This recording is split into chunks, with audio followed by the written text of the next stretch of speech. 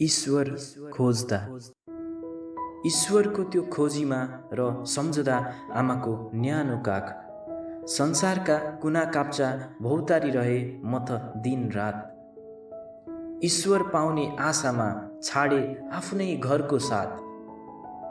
मन्दिर मस्जिद गुम्बा धाए पुगे धेरै टाढा धाम। पत्थरका मूर्ति सामु जपे कति हो कति नाम। काँडा बिजे पैतालामा अनि थाके मेरा गोडा। खोज्दा खोज्दै नभेटिँदा मनमा उब्जियो शङ्का। निराशा भई फर्किए म साँझपख आफ्नै घर। सोध्न मन थियो कसैलाई, कहाँ छन् त ईश्वर। सोध्न मन थियो कसैलाई, कहाँ छन् त ईश्वर। आँगनमा फेरि पाइला टेक्दा देखिन् आमाले मेरो मुहार। दौडिएर आई नजिक छल्काउँदै मायाको हार।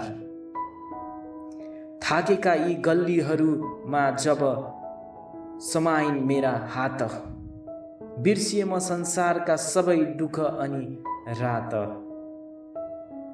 आमाको त्यो वात्सल्यमा ममताको सागर पाए।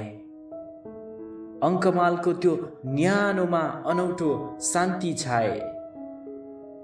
आँखाका ती आँसु पुस्दै मुस्कुराइन् जब उनी, झट्ट बुझे ईश्वर त मेरे सामु छिन् गुणी।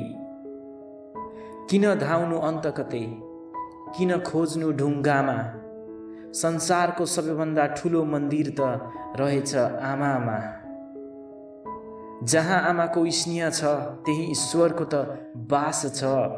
अहिले मेरो घर नै एउटा पावन मन्दिरको मलाई आभास छ, मलाई आभास छ।